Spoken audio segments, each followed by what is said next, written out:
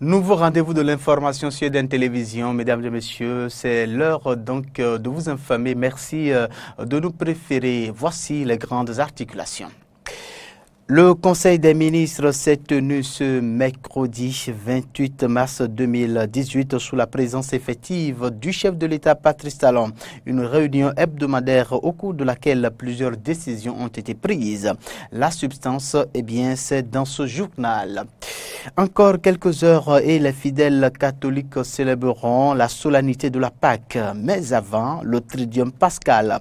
Qu'est-ce que le Tridium pascal? La réponse, c'est avec le père Éric Okwecha, directeur de la cellule de communication de la conférence épiscopale. Et puis, les activités académiques restent toujours bloquées dans les universités du Bénin malgré l'annonce de la suspension de la motion de grève par le syndicat national des enseignants du supérieur. C'est un constat fait par Horacia Djodji et Damien Pedro. Voilà pour le sommaire de ce journal.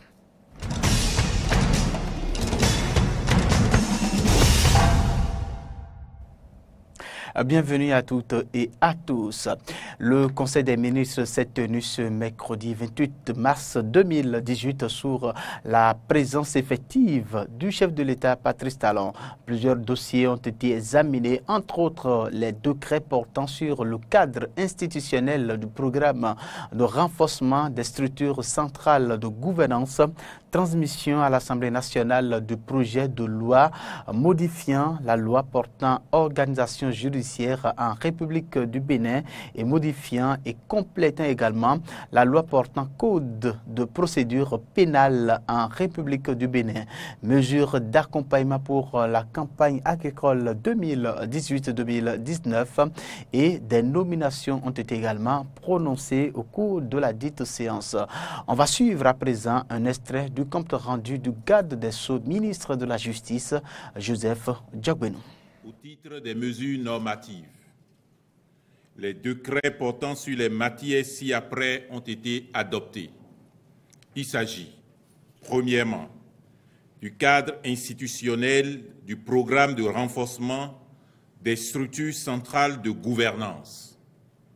Ce programme, financé à hauteur de 80% par un don de la République fédérale d'Allemagne à travers son institution financière, la KfW, est une contribution à la modernisation du fonctionnement de l'administration et à l'amélioration de ses performances à travers l'utilisation optimale des services et systèmes d'information.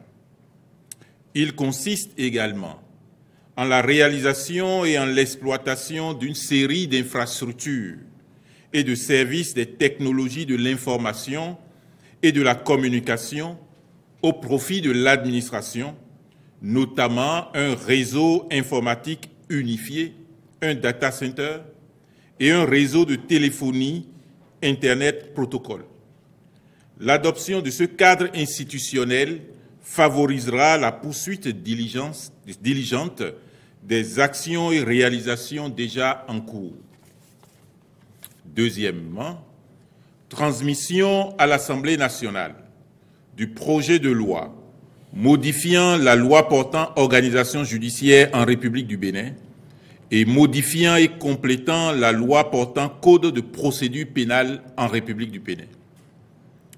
Il existe un besoin de faire évoluer le code de procédure pénale actuellement en vigueur dans notre pays pour y corriger quelques insuffisances se rapportant aux droits humains.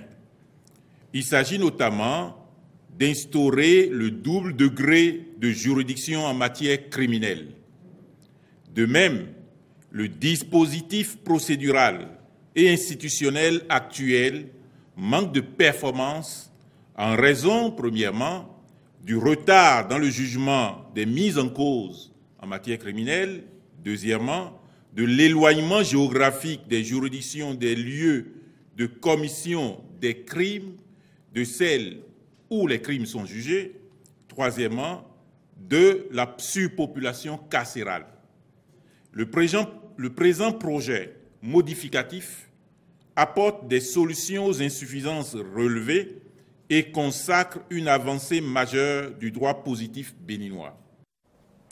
C'est une véritable croisade que lance l'État béninois contre les crimes et rituels de sang humain. Le phénomène, vous le savez déjà, a pris une ampleur inquiétante, ces dernières semaines au Bénin. Pour le combattre, autorités politiques, judiciaires et même religieuses unissent leurs forces.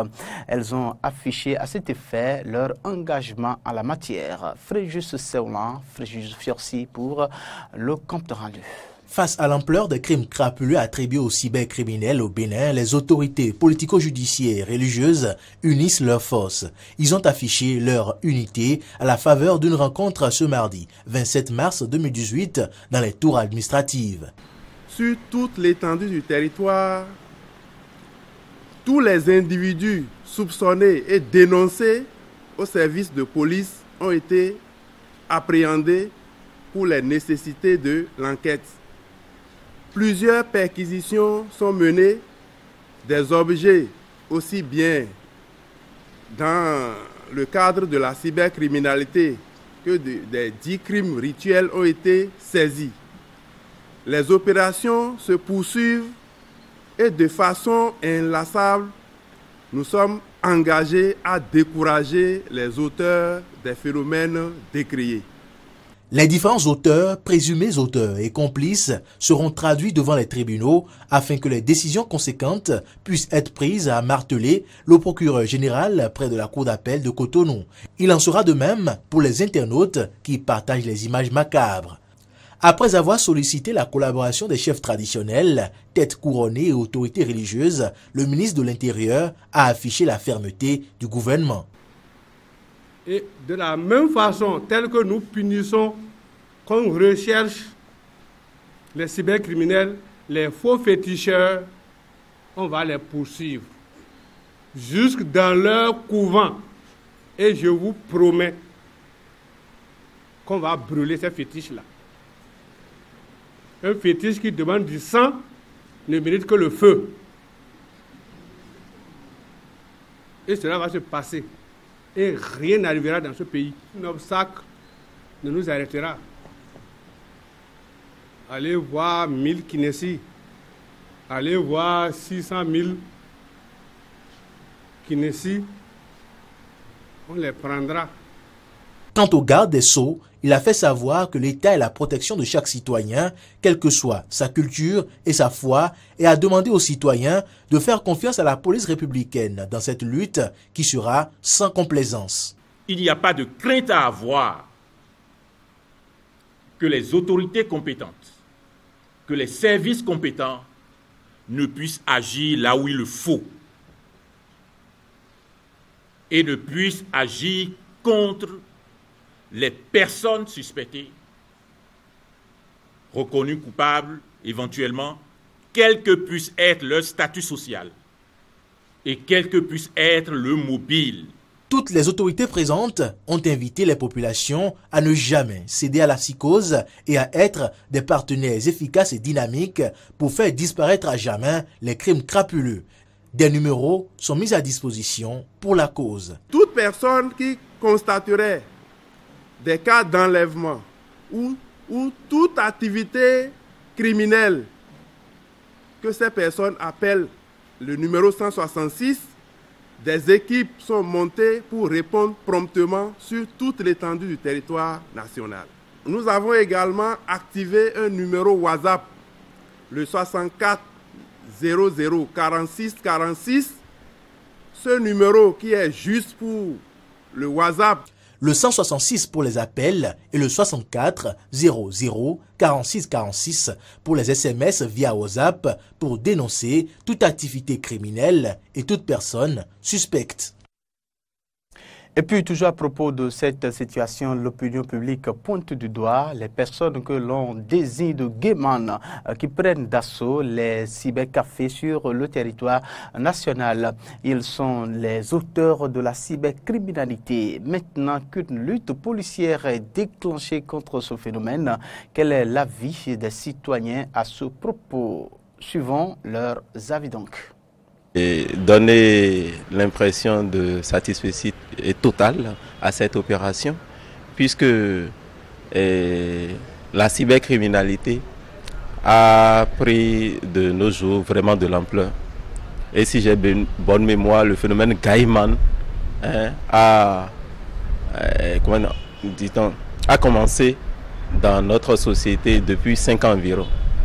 Et on en parle, mais aucune initiative n'était prise dans ce sens. C'est comme si c'était un fait normal, quoi, ce qui est vraiment regrettable. Mais c'est tout récemment, lorsqu'on a commencé à entendre par-ci, par-là, des crimes odieux, malheureusement à l'encontre de petits enfants, que certainement les autorités ont voulu prendre les taureaux par les cornes en engageant cette lutte. Déjà, elle a commencé par produire de fruits. Je ne peux qu'encourager et exhorter les autorités à aller jusqu'au bout. Cette lutte, elle est salutaire. Moi, je l'apprécie, j'apprécie la décision prise parce que aujourd'hui, nous jeunes, nous ne voulons plus manger à la sueur de nos fronts. On se dit qu'il faut profiter et comment dirais-je, prendre les biens d'autrui par le biais de cybercriminalité. Ce n'est pas bien, se lance dans des mauvaises habitudes de tuer les gens et utiliser des fétiches et avoir de la richesse à tout coup, tout bien, rapidement et ne pas prendre le temps de réfléchir, travailler, manger à la sueur de nos fronts. Ce n'est pas du tout bon. Moi j'apprécie ça et que si la lutte peut être et continuer et comment pérenniser, ce serait du tout sincèrement une bonne chose et que moi, du coup, je suis content. La vie humaine, elle est sacrée et on doit la sauvegarder à tout prix. Maintenant, au-delà de ça, il s'agit également de la réputation du pays qui est en jeu. Vous voyez, ce n'est pas bien qu'à l'extérieur, le Bénin soit perçu comme un pays où, pour diverses raisons, que ce soit politique, sociale, économique, financière, que des jeunes ou d'autres personnes s'adonnent à des crimes crapuleux, que d'autres ont appelé des crimes rituels pour atteindre leurs objectifs, parfois égoïstes. Donc il faudrait donc encourager l'État à poursuivre cette lutte-là, de sorte à ce qu'on puisse éradiquer progressivement non seulement ce phénomène, mais également assainir le milieu des Bokonon ou des Ounon. Puisque c'est pour la plupart des jeunes qui ont été pris, c'est dans le rang des gardiens de nos traditions qu'ils retrouvent leurs complices. Je ne peux que remercier le gouvernement du président Talon qui a pris les choses en main et qui a pris les mesures adéquates quand même pour lutter contre ce crime qui est en train d'aviler, de détruire moralement la population béninoise. Autre information dans ce journal, ce 27 mars rimait avec la journée mondiale du théâtre et ce fut alors une occasion pour le ministre Oswald Omeki en charge de la culture de délivrer un message à l'endroit des acteurs du théâtre du Bénin. L'occasion lui était donc également propice pour dévoiler le contenu de la prochaine édition du FITEB, le plus grand rendez-vous annuel du théâtre au Bénin. Laurent Ronatorenkes et Romaric Debouchi pour le point. En prélude à la journée mondiale du théâtre, le ministre du Tourisme, de la Culture et des Sports était face à la presse pour délivrer un message à l'endroit des acteurs du théâtre béninois. Le 27 mars, chaque année, commémore la journée mondiale du théâtre. Je voudrais, en ce jour de célébration du théâtre, formuler à l'endroit de tous les acteurs du théâtre béninois mes bons voeux de succès et renouveler l'engagement du gouvernement de notre pays, le Bénin, à œuvrer pour faire en sorte que le théâtre béninois retrouve ses lettres de noblesse. Je voudrais saisir cette occasion pour remercier tous les metteurs en scène, tous les comédiens, tous les dramaturges, tous ceux qui travaillent devant et derrière la scène, et aussi tous les producteurs de spectacles pour les efforts qu'ils ont consentis pendant plusieurs années pour que vive le théâtre béninois.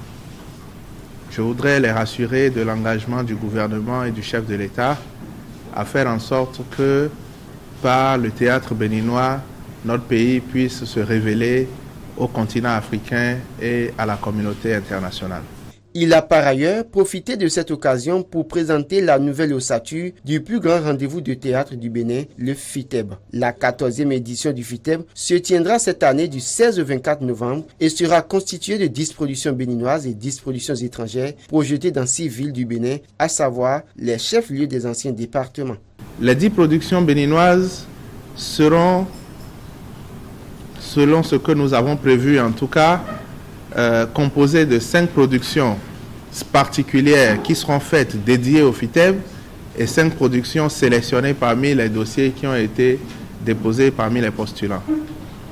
Les 10 productions étrangères seront sélectionnées dans la panoplie de productions que nous avons reçues. Je voudrais dire que nous en avons autour de 100 ou 120, ou même plus.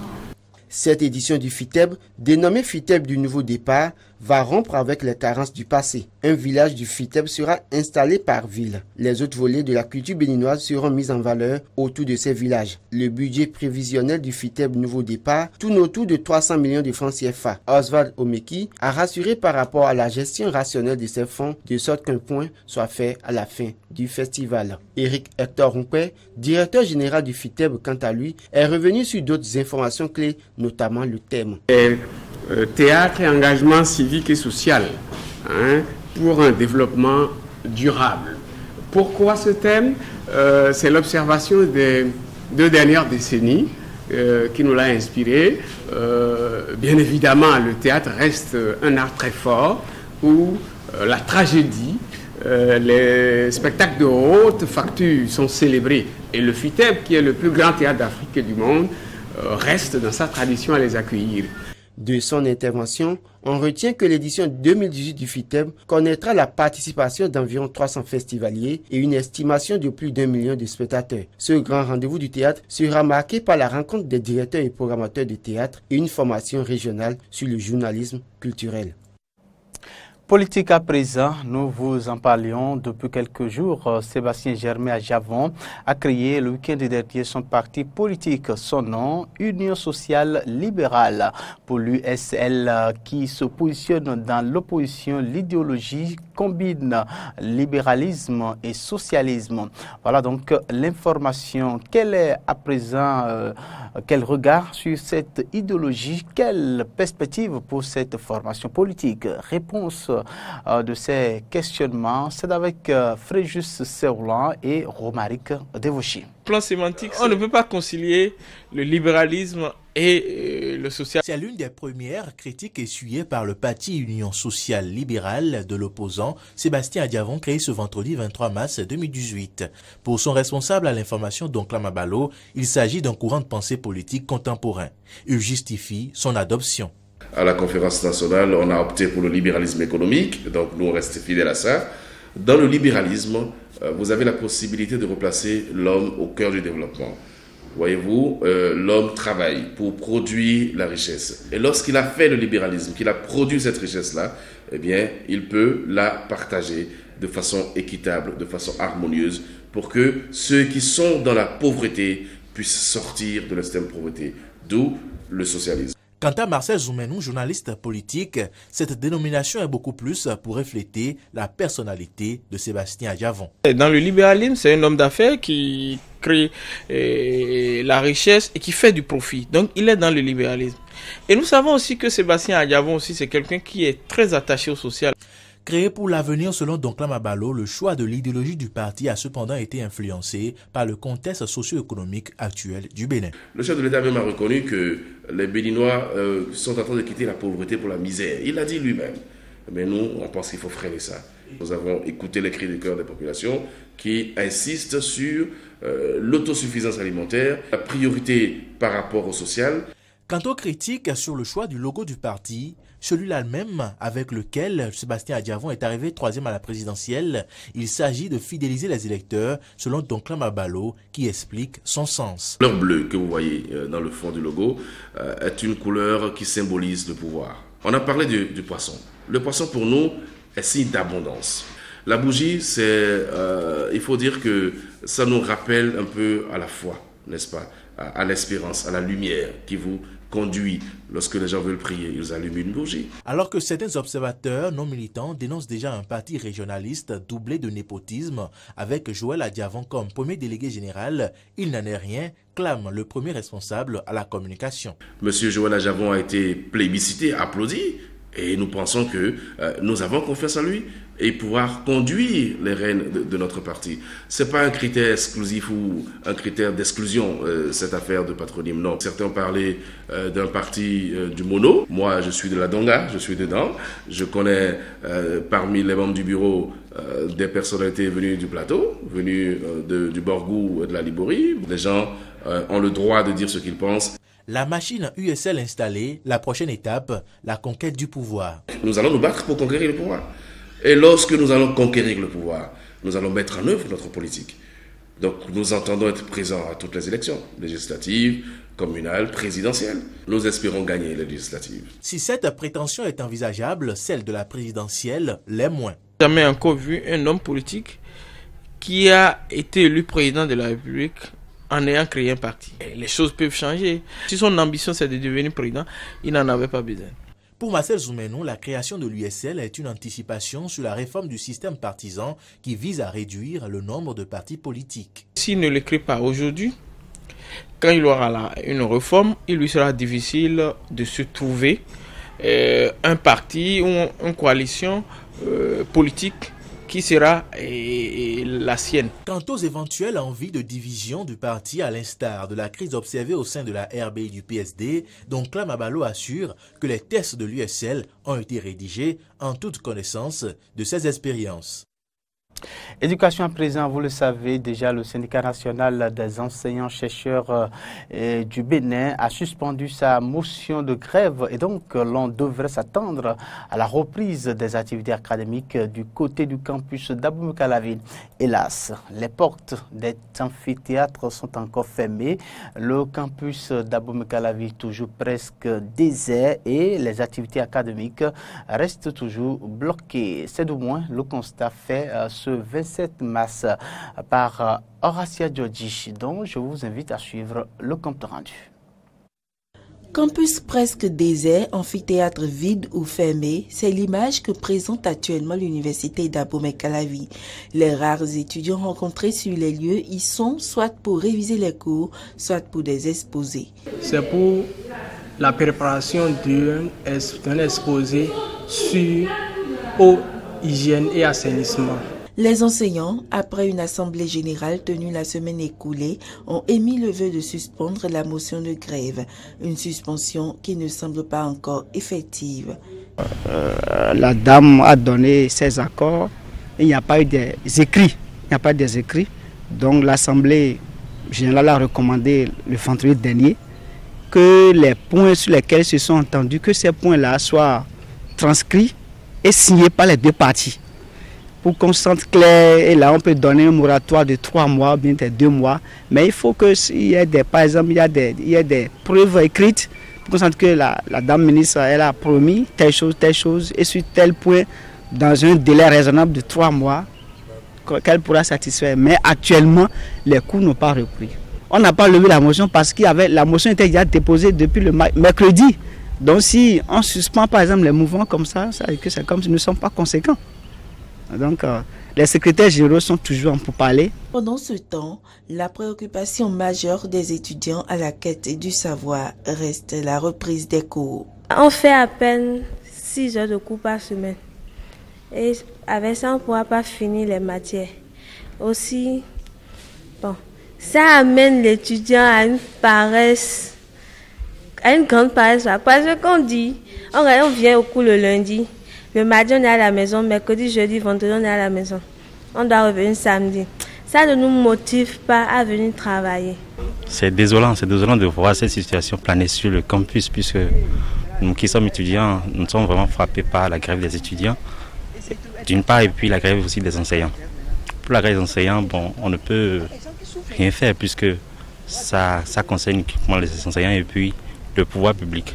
Du côté des étudiants, nous demandons de bien vouloir nous aider aussi, nous sommes étudiants, à pouvoir faire suivre les cours.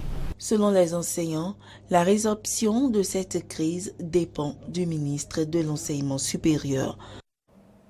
Religion à présent, dans la matinée de ce mercredi s'est déroulée la messe chrismale dans l'archidiocèse de Cotonou. Cette messe a réuni tous les prêtres du diocèse autour de leur archevêque Monseigneur Roger Mbedji à la cathédrale Notre-Dame de Cotonou. Deux temps forts ont marqué cette cérémonie, le renouvellement par les prêtres de leurs promesses sacerdotales et la bénédiction des huiles des sacrements. Antoinette Sagbo et Fiacre Vaïtan pour le reportage.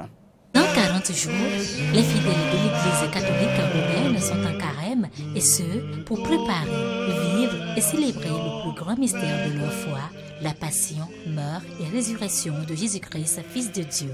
L'un des événements qui marque cette solennité est la messe chrismale, une célébration au cours de laquelle les prêtres réitèrent leurs promesses sacerdotales et leurs engagements à obéir à l'ordinaire du lieu. La seconde nature est la consécration du Saint-Crème, de la bénédiction de l'huile des catéchumènes et celle des malades.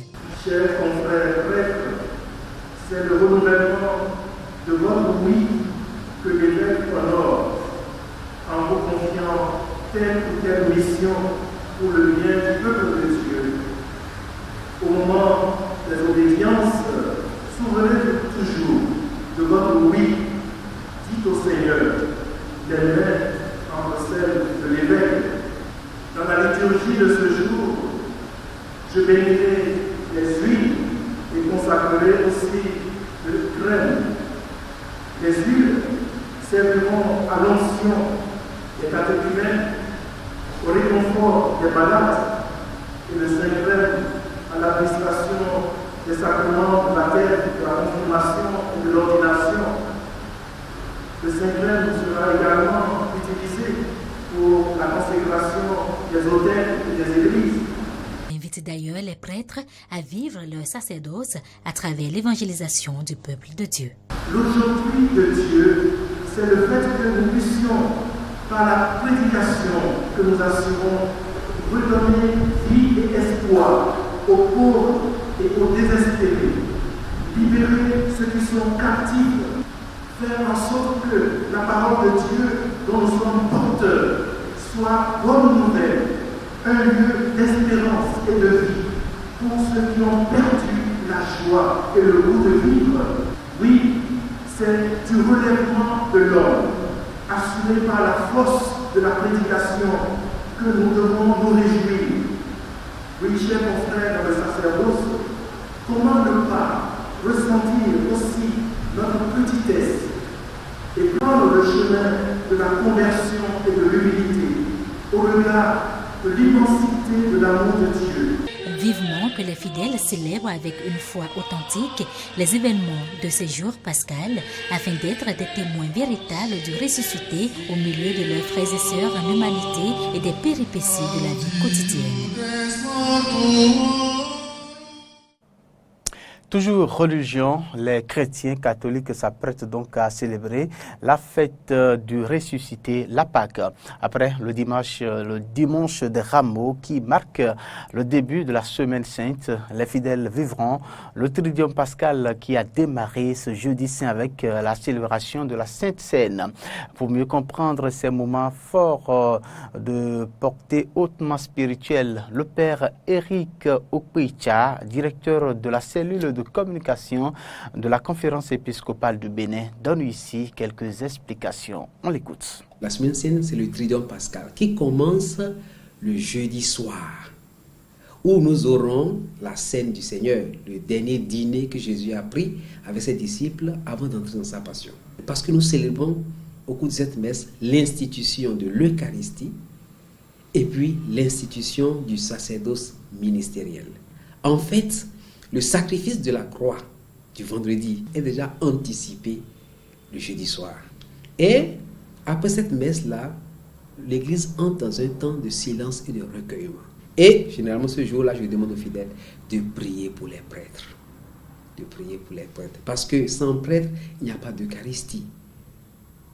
Et il n'y a pas d'Eucharistie sans prêtre. Puis le vendredi saint, ça c'est la célébration de la passion du Christ. C'est là où ce qui a été anticipé à la dernière scène sera maintenant réalisé de manière violente. Là, Jésus sera attrapé. Si vous connaissez bien l'évangile, plusieurs fois ils ont tenté, ça n'a pas marché. Mais là, ça a été la bonne foi. Ils l'ont pris. Ils l'ont pris, ils l'ont jugé, ils l'ont condamné, ils l'ont flagellé, et finalement ils l'ont crucifié. Son sang a coulé. Et finalement, il va mourir sur la croix entre deux brigands. Mais pourquoi il a fait ça? Il a fait ça pour vous et moi. Il a fait ça pour sceller la réconciliation entre Dieu et l'humanité. Il a fait ça pour nous obtenir le pardon. C'est pour ça que nous saluons ce jour-là le Christ rédempteur. Désormais, nous sommes sauvés. Et le vendredi saint finit par le silence. Le silence du tombeau. Christ est mort, le temps s'arrête. Et la nuit du samedi commence le jour de Pâques. Donc, la nuit de Pâques, il y a la grande célébration de la résurrection du Christ. Et là, les chrétiens vont crier, Christ est vraiment ressuscité. Il a vaincu le péché. Il a vaincu les forces du mal. Il a vaincu la mort. Désormais, l'humanité est restaurée dans l'amitié avec Dieu. Maintenant, le plus important, c'est après Pâques. Que devons-nous faire? Si nous nous sommes préparés pendant 40 jours, si nous sommes rentrés dans le mystère pascal, est-ce que nous pouvons continuer à vivre comme si de rien n'était? Si on le faisait, ça va être un gâchis. Et j'ai envie de dire, ne retournons pas dans le tombeau. Puisque Christ n'est plus dans le tombeau. C'est comme ceux qui ont fait des efforts pendant le temps de carême pour éviter l'alcool, pour éviter la drogue, pour éviter la prostitution, pour éviter la fornication, etc. Et qui, au lendemain de Pâques, reprennent tout cela. Comme pour rattraper. Mais là, c'est perdu. Là, c'est perdu. C'est nul. C'est vraiment nul. Il faut maintenant que ce soit un nouveau départ. Une nouvelle vie avec le Christ. Que la joie pascale puisse rayonner de notre cœur et sur notre visage. En tout cas, c'est le souhait que je formule pour tous les fidèles et que le Christ ressuscité nous obtienne vraiment cette grâce-là. Eh bien, c'est la fin de ce journal Suède Télévision. Merci de l'avoir suivi et merci également de rester fidèle à nos programmes. Au revoir.